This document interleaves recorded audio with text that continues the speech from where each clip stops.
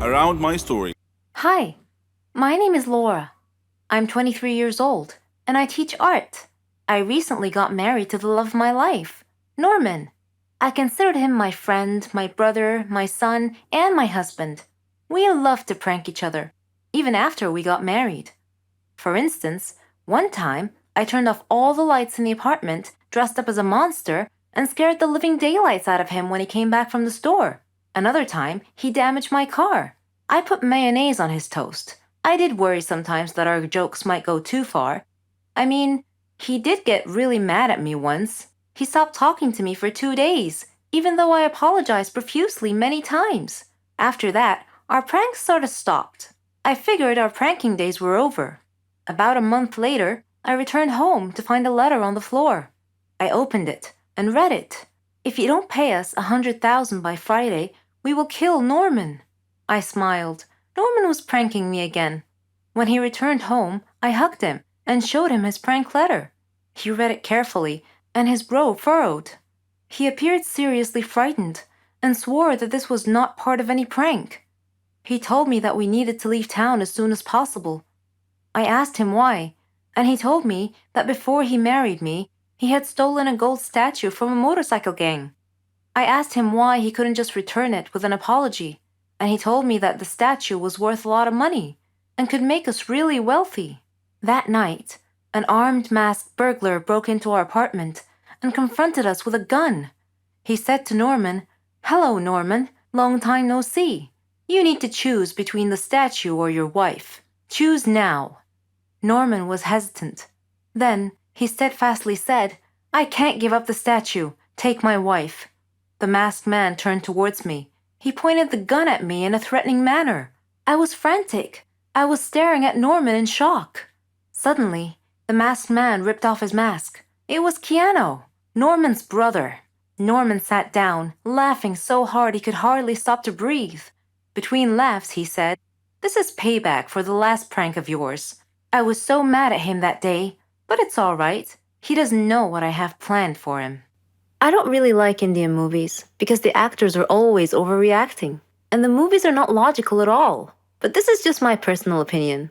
However, I've discovered that there are stories stranger than Indian movies.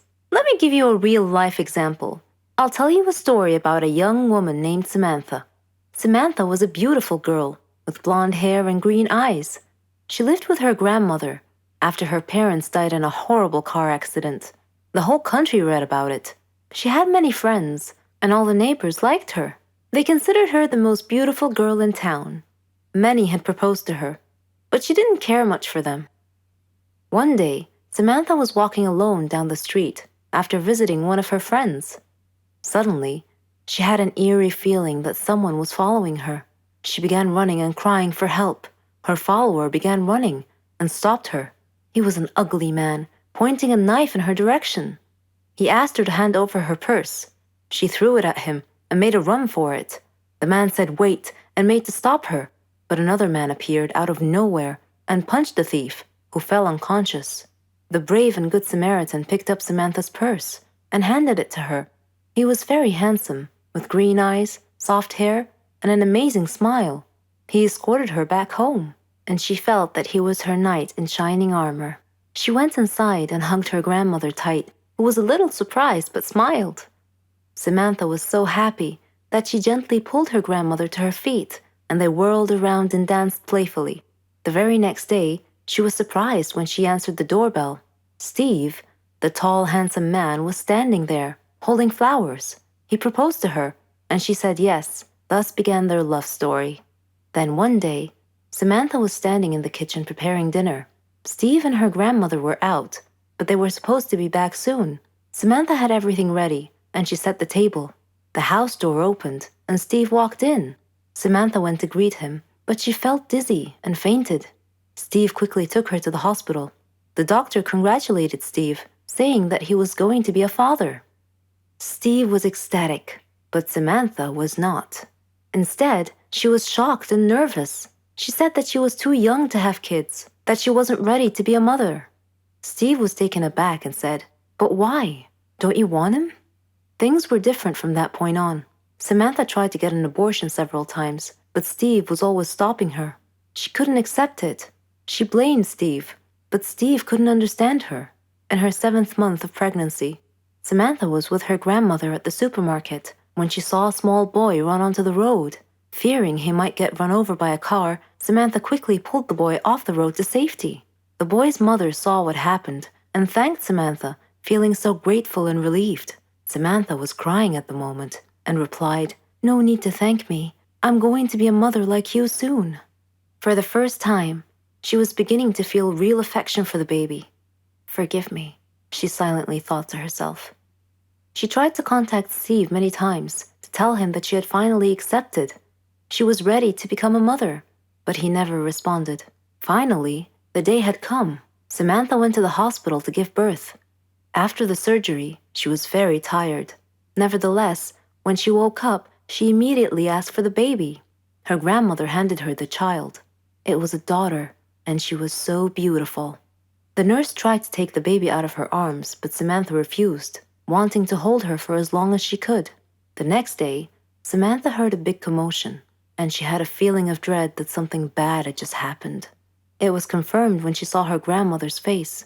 She asked what had happened, and her grandmother told her that a child was missing and had apparently been kidnapped. Samantha's pale face slowly pleaded, "Please don't tell me that it was my daughter."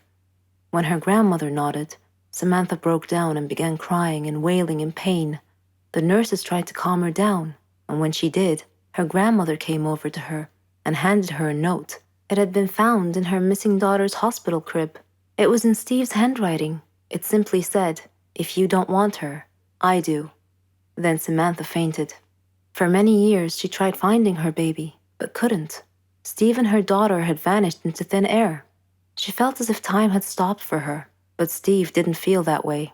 He raised their daughter into a beautiful young woman. He named her Margot.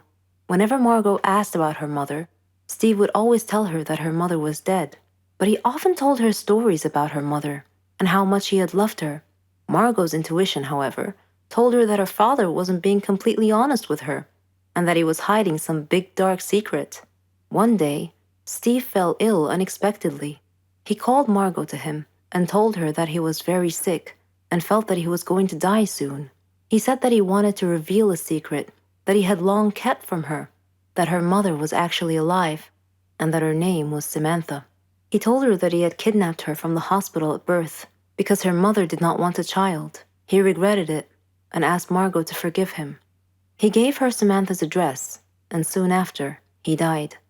After his death, Margot decided to go looking for her mother. I am Margot, and I am now standing at my mother's address. At her front door, I cannot predict my mother's reaction when she answers the door and I introduce myself as her daughter, but I'm going to hug her and tell her that I've missed her for so long.